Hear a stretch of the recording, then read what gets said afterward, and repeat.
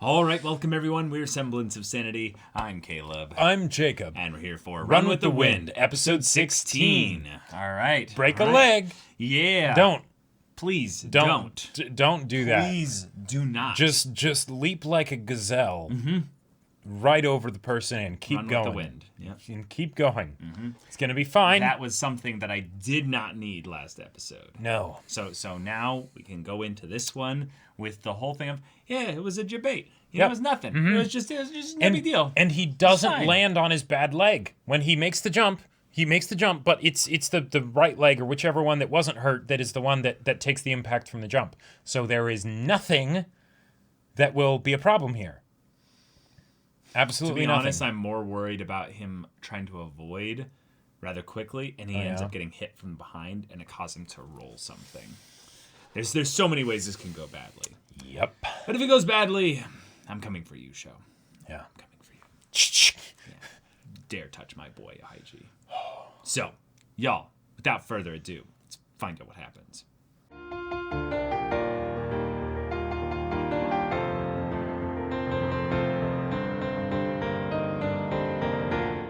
They did it. Okay, all right, they're going to Ekiden. They're in. And They're in, y'all. now they get to realize, oh yeah, that's right. We just barely came in 10th. Okay. Oh my god. Okay. So how do we actually compete at this point? Yeah. And is that what we want? Is that what we're doing, Haiji? Mm-hmm. We need to know from you. Are we going to the top? Are we really trying to take this all the way to the top? Because I don't know if we're capable of that. And we might need to get a bit realistic here. Again, dreams versus reality. Top of the rankings versus top of the mountain. You know? Yeah. But we also got the thing that we could have expected, in that the scare with Haiji was not nothing. But right? it was probably But it wasn't complete disaster. Yeah, it was probably the least bad right. of all the outcomes that we could have predicted. Yeah, it was literally you landed, you called it. He landed on his foot a little bit wrong. Yep. And that did not stop him from performing exceptionally well. With exceptional skill. Incredibly. Yeah. But what do you know? That's something that is now damage that's been done, and you have to keep pushing harder and harder in order to actually try and win the Ekiden, if that's what you're going for. Yeah. Because of course we want the emotional, conflict and everything to climax at the same time as the main plot of the story. So, yep. Yeah. Yeah. All right. Ugh.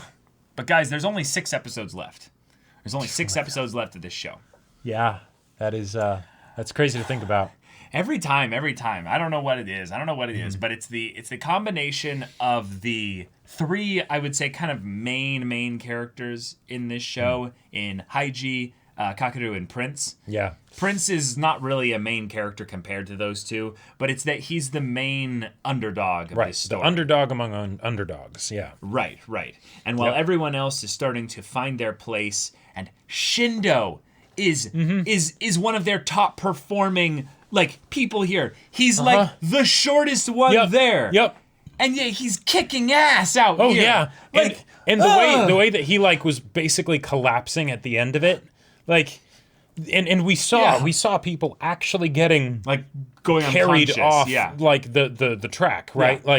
That's the part that I was talking about. Once they saw that they were only 5 kilometers left, one of the things that when you're running and you realize that you're at that last bit where you can really put in all your reserves, there's a bit of I would say recklessness that is applied for the first time in the run usually, which is you don't care about the pain anymore. There's a signal that your brain will tell you called pain, where it's the stop doing what you're doing. This is going to damage you potentially at some point in the future, or you're damaging yourself right now.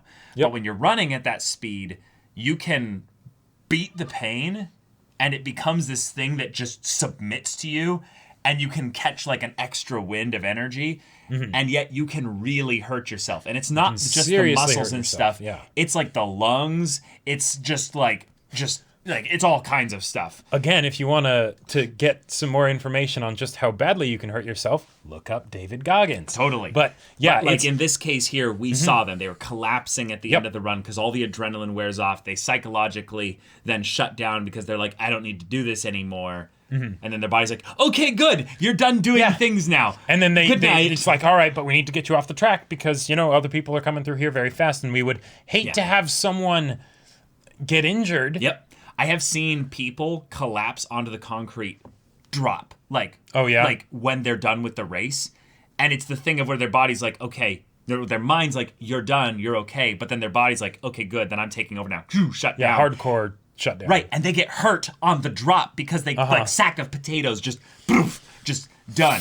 And it's like, oh, quickly, medics, grab them. Like that is realistic right there. So this was a very just visceral moment because it wasn't just that all our boys performed really well. Like even Prince like performed really well. The He was in swallowing top, back the puke and then puking and then keeping going. Like, he was in the top 120, I think, was what they theorized there. yeah, or in the top hundreds. Well, he beat the 200s. Well, yeah, in the low 100s. I know what you mean. Oh, But okay. Yeah. He wasn't in the 200s. Right. But they theorized that he was at the 120s or something like that. Gotcha. So, yeah, he was in the lower quadrant of the 100s, which is huge. Yeah. That is exceptionally huge. So, here we are. Okay, they've made it. Yep. Top 10, fantastic.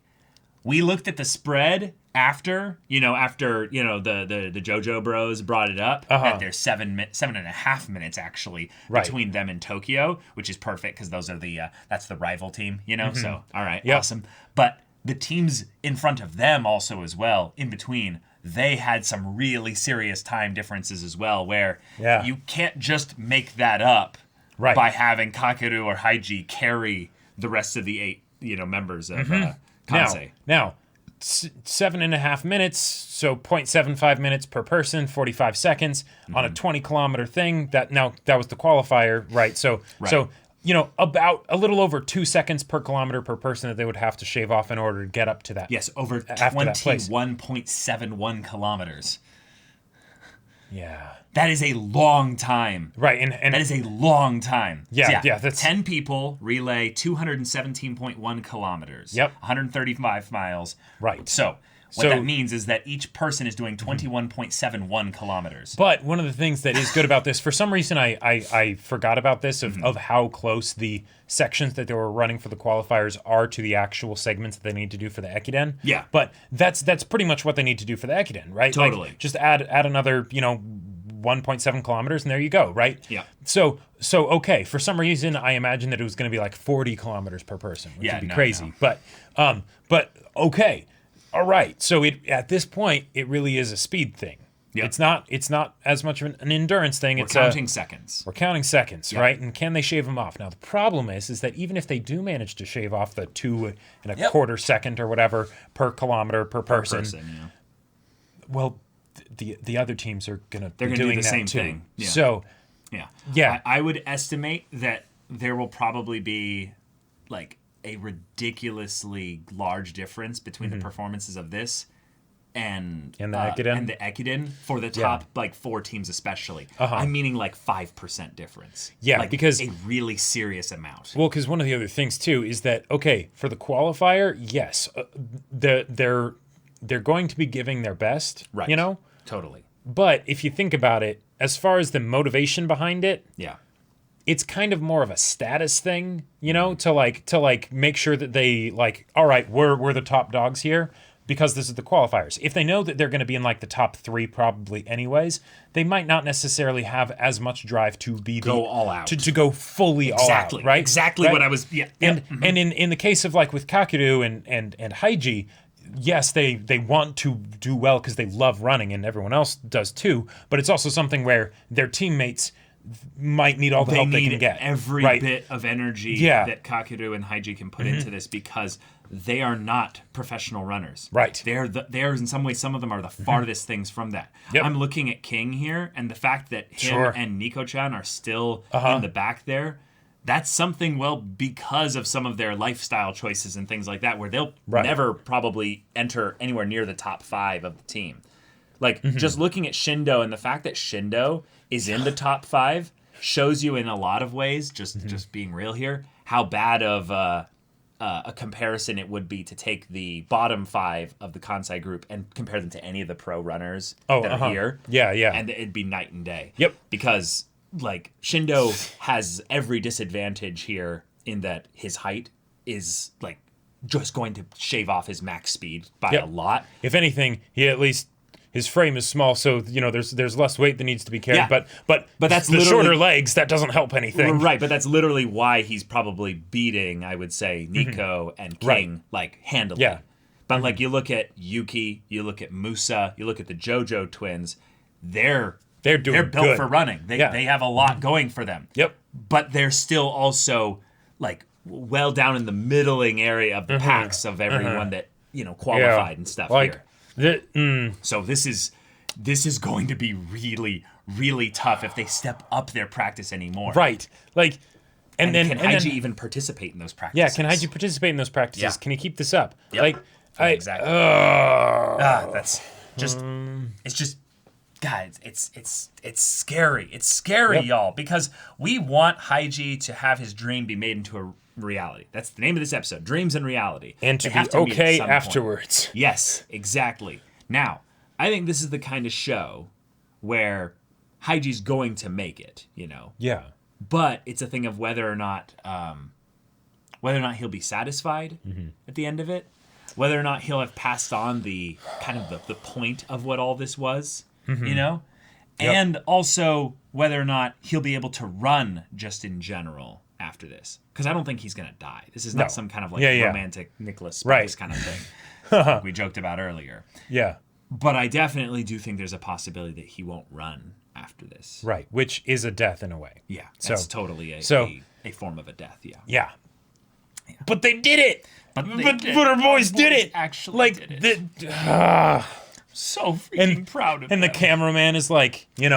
Trembling, waiting for their reaction. And he even starts crying too and has trouble keeping the camera up when he sees their response. And it's like, oh yeah, we can't use this footage, I mean, that was when they were ragging on him because he was like, all right, now we're practicing tomorrow. And they're like, right. We don't get the time off tomorrow? Are you kidding me? And he's like, yeah, I can't use this footage. Yeah. And then Yuki being all like, no, we need to have their times and everything. We need to information warfare. We need to calculate this beforehand. Like, this is what I love about it, is that I totally would do that too. Yep, me too. Yeah. And yet, Yuki, you're usually the logical one. Logically, there is nothing that you really gain other than peace of mind about calculating it beforehand, because it's not going to change their actual decision. Right. Like, well, he's thinking about the fact of whether or not they won or not. They need to be thinking about it as if they've won. And then you can use that information warfare to gain info on who the competition is for certain sections. Who are the specific runners and stuff that and made they can what look times them up later and study them. Yes, that is a great point. Yeah. He's thinking, a few steps ahead here. Right. He's thinking about this as if they've won, basically. But yes, there is the other part of it where he might be thinking about it from the peace of mind standpoint. He's like, what was their time? We won, right? We won. I think we won. We should be in about the 80s or so. Right. On average. You can almost do the math once you have your times, and also not just your times, but which number you were in the finishing. Like, did you finish 130th or whatever? Yep. Did you finish 95th?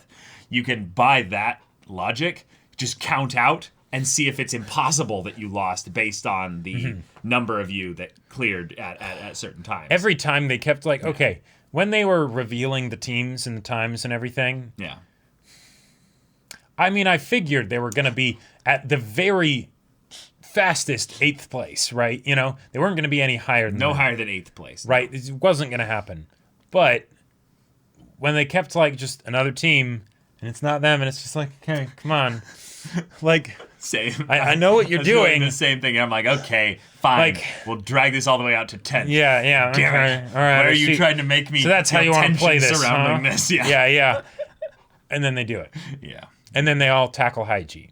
And I was so glad that Haiji didn't get injured from their tackling him. But that would have been awful. Yuki pushed Kakuru into the pile and then jumped on himself. Oh, he did? I didn't catch that. It's this thing where Yuki has been the one that's like, I'm so serious and stuff. Yeah. But then, of course, he jumps in on the dog pile. Yep. Okay, that's great. I also liked that Yuki and Nico-chan had their little moment congratulating each other and holding each other when they revealed, who won. Because there were a bunch of pairs and groupings that happened when they revealed the results, and they were really wholesome. Yeah. So you ended up seeing them, praying, waiting, bated breath and everything. Shindo and Musa just full on just hugged each other as hard as possible.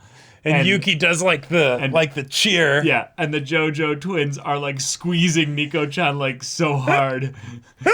King is like, I'm not even gonna listen to it. Nope. I'm just gonna wait and see what they say and stuff. But then as everyone, reveals their reactions and the jaws just drop, even for Kakeru and Haiji. Like, and Kakeru and Haiji are staring at each other like, yeah! And Prince is just kind of like in shock, just like, oh, we did it. I'm going to read 2 volumes of manga today to celebrate. Like, but yeah, we had a bunch of like specific the high five pairs, from Yuki and Nico-chan. Yeah. And then the JoJo twins going over to Kakeru and being slapping like, his back. Yeah. Because this is the part that I feel like is really special here. Kakeru had his little moment with the circle, a few episodes ago. And where they accepted him and stuff. And that was really powerful. But one of the things that I really liked about the JoJo twins is that they are the ones that I could have seen being the most emotionally affected by Kakeru's kind of condescending attitude back then. But now, them being the football players, soccer players, them seeing him as like this secret weapon, this terrifying force that they have. They're like, yeah, we got you. We got Kakeru on our team. Look at this. So they're like, yeah, you go, buddy. It's that thing when you're playing like your MOBA or what have you, and you have your one guy that you're going to send mid, and you're going to be like, just do your thing. Just go crazy. And then you just see every once in a while the kill thing just going off as they're like, ganking the junglers. Just going around, getting everyone. You're just like, right. That's our boy. So it was wonderful that they're just clapping on the back, and he's still like, I doubted these guys. Like, I did this. But then in the very next scene, he's like glaring at them because he's come to. He's like, okay, that's enough. That's enough. Right. But Musa also being so sensitive and crying throughout all this. Just streams down his face. And then Haiji quietly just pumping his fists up to the sky, looking up into the gray clouds and just like, yeah, it's real. It's real. And then, Hanako, I believe. Yes, Hanako. Yeah. Just jumping in, starting the dog pile. Yep. The twins as well. Look at Kakeru's face. Just like, So good. Yeah. Prince just smiling Prince and not Prince just fetal position and and smile. Yeah. But yeah, here's the bit with Yuki. I wanted to show you this. Because Yuki saw that Kakeru was kind of shocked by it, and he pushes him onto it, and then, wow! Oh, that's great. That's great. And their camera guys just, okay, this is beautiful, guys. Yeah. Like, I don't know what to do here, but, oh man. Also, it's not a mistake. Also, one thing that Jacob and I noticed afterwards is really special here. Oh, They didn't just get 10th place by like a hair. They beat the previous team by over a minute. 61 seconds faster. Which does make sense that like the shortest gaps would be at the top, and then it'd start to spread out more as you go down. But like totally. But they did it. They did it. But still, they deserve this. Yeah. They won this. And it wasn't just Kakeru carrying the whole thing. It wasn't just Haiji carrying the whole thing. Right. Even though, maybe not all of them got the 6 seconds or whatever, right? Like, who knows where it came from and all that stuff. No, of course. Most of it came from Haiji and Kakeru. But if on average they had all been a little over 6 seconds slower, they wouldn't have made it. So Haiji, you pushing through that injury, that helped. Prince, you swallowing back the vomit and then quickly, spitting it out and then going, that helped. Right? Like all of these things added up. Kakeru, the way you just tore ahead and we're like, I'm gonna see if I can finish first. I'm gonna fly. My feet are gonna barely touch the ground. The wind's gonna be in my ears. My favorite moment this episode, outside of the celebration at the end there, was when they rounded the very tight Oh yeah, and then they pass each other. Very tight 180-degree turn where they flip around. Yep. And they pass each other going opposite directions, and you get that Doppler wind effect. Yeah. It's just how, right. how. Yep. And the fact that Haiji is the one to see, Kakeru is perfect because this is him, recalling what he saw in episode 1 that made him just get so excited here. You like running? This guy just loves running, and his form was perfect and everything. But seeing this here, where he's free, like this is a boy who this was his own accord. He knows everyone's behind him, like relying on him, but he's also running to the like. It's like I don't know how to describe it, but when someone like you see someone grow into their own. It's kind of like a weirdly say it's an older brother thing, Jacob. I know you have younger brothers as well, but it is an older brother, I think, kind of thing, or just an older sibling kind of thing. When you see someone take something and they just go so far past you with it, they just run with it, if you will. I know you always did see me as Kakeru. Yeah, but like this bit here, just knife to the heart. The feels are so strong, and then the fact that everyone else got a similar experience as they see, their buddies going around the corner there. Love it. So they get recorded. Haiji kills the mood, but yes, now we'll start practicing tomorrow. And they're like, Griffin, right? And I love that it's even Nico-chan, but everyone is just white eyes. It's King and Nico-chan, which makes sense because they're the ones that are, in the bottom 3. Yeah. But they're also the ones that push themselves like crazy to even be capable of running like this. Like, and then Yuki, who's the lawyer, and is like, "Are you insane?" Yeah. Yuki is like, "I perform well, but you have to be thinking logically here. Right. We are dead right now."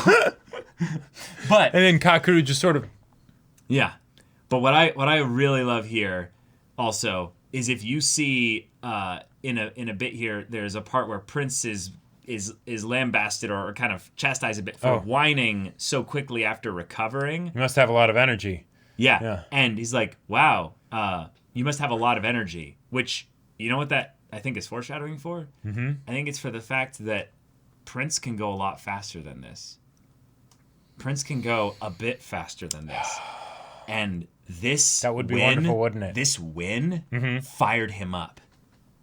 Oh, sure. I like it. It's not that he didn't empty his reserves or what have you for this. Yeah. But it's that this did so much to his confidence, so much He's to his belief in himself. He's going to discover new reserves he didn't know were there before. Yeah. And he puked.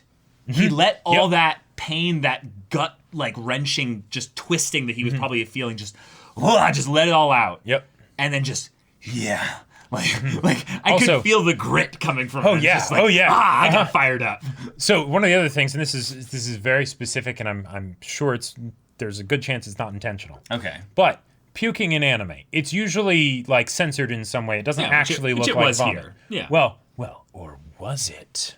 Was it actually that what is white that he would have been eating? No, not white, but just clear. The idea that basically that day he was running on an empty stomach or something, or close to empty stomach. He just had water or something. I don't know. If they're I think the best way you can spin this is that it would have been vanilla protein powder. There you go. There you go. And that's where the froth came from, Yeah, I think it's just censored, because stomach bile is, Well, it's not clear. Who wants to look at that, Yeah, of course. But it still is badass as hell to see him have that moment where he swallows it, and then he's like, nope, that was a bad idea. Right. But he had the grit to swallow it, right? If that had worked, he did it, but okay. Yeah, there is also a very relieving feeling when you vomit it out, because you basically then expelled all the acid that was coming up to your throat and stuff. Oh, yeah. That's where people get that issue that the burn, or no, there's where the acid but there's an issue that a YouTuber Corpse Husband has where basically it's shredded his vocal cords. To the point, because of the acid reflux and stuff. Gotcha. Like that. So that's basically a microcosm of that. But it said because he was so physically active that he was getting pumped up to the top there. Right. But okay, why are we running? Why are we running? Because we made the goal. The original goal that Haiji talked about, while he did mention going to the top, it was to run in the Hakone Ekiden. Yep. You're doing that now. So, while you have kind of Good problem to have. spoke to yourself maybe a little bit more than them, Haiji, about this goal that might be getting to win the Hakone Ekiden, you haven't communicated that properly to the rest of the team. Thus, the JoJo twins are now a little bit worried that you might then bait and switch them here and say, no, now we're going to try and win, because that might not be possible. I could very much see Prince improving his time. I could see a couple of them improving their times, but what might be happening here is that the JoJo twins, like, they put it all out, and they're like, no, I don't think that we can improve that much more, especially not these numbers. Yes. You know? Although one thing that could be a bit of encouragement for them is, hey, no, we're already in the top 10. Logically, we shouldn't have been able to do this. Given the fact that so many of us weren't runners, and yet we're here. We're here. No. Yeah, we're taking that last mountain. The slopes of Hakone are the steepest in the world. Yes. And yes, we will conquer them. And yes, we will conquer them faster than anyone else. I'm getting fired up. So, but I can't wait to see what they do next episode. But Haiji better be okay. Yeah. His physician better be like, you know what, that was a little bit of a scare, but you're going to be fine. Like, it's all going to be fine. So, y'all, thank you so much for watching this episode's reaction and discussion. If you want to see the next episode's reaction and discussion right now, though, go check out the link in the description below for our Patreon. You can get on early access there. You can watch full-length timer reactions there. All this comes with Discord access, so you can chat with us and the community there about this show, about anime in general. Also, be sure to check out our Twitch channel. Right. We stream every weekday. The info's in the description. Yes, if anything that interests you, we'll see you there. But until then, we're Semblance of Sanity. I'm Caleb. I'm Jacob. And we'll see you all next time.